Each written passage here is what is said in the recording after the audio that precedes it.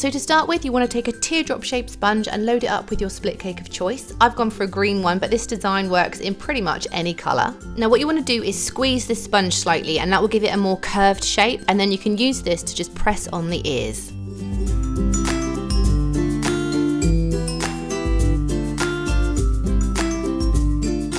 Then connect them in the middle, and you want to make sure your darkest colour is on the top and the lightest colour is more towards the centre of the face. And then again, keeping the darkest colour on the outside, you want to start at the corner of the eye and bring this round to the outside edge of the mouth.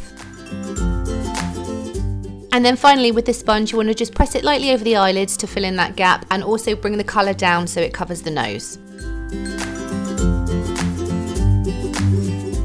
Next, take a clean sponge and load it up with a white paint, and you're going to fill in that muzzle area between the top lip and the nose. Add 2 little white sections in the centre pieces of each ear, and then finally just use this sponge to blend out any of the rough edges that you've got in the centre of the face and just smooth it all together. Switching over to a brush and a nice bright pink colour, you want to paint in that little leopard nose and also completely fill in the bottom lip. Next, you want to switch over to a nice thin brush. I'm using a Loew Cornell No. 2 and a very strong black paint like Diamond Effects, and just give everything an outline. Now I always start at the top of my design, so with the ears, and then I work my way down to the eyes and the cheeks and the rest of the face. But to be honest, it doesn't matter what order you outline in, whatever you're most comfortable with is fine.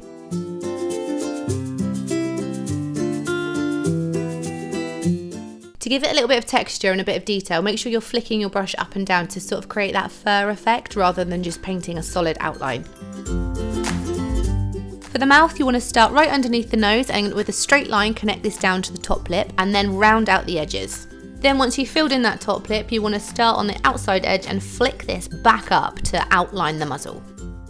And then add in lots of little whisker dots either side in various sizes. Next, keeping with the same brush, you want to add in your leopard spots. Now I always tend to do mine in little groups of 3. Now these might take a little bit of practice, but basically what you want to do is lay your brush down completely on its side, and that will give you that thickness. Wiggle it around slightly and then bring it up and flick on its point, and that will give you that nice sharp end. Then I decided to outline that bottom lip and the nose to give it a little bit more definition. Next, you want to switch over to a liner brush, unless of course you can get some beautiful thin lines out of the other brush, which I absolutely can't, so I'm going to use this and paint in some lovely whiskers. And then you can go ahead and add some glitter. Now I wanted to put mine on the pink parts which had already dried, so I had to reapply the paint first. And then I used my finger to press on the glitter. Now I really don't recommend you use glitter this chunky. You want to go for the fine stuff around the mouth.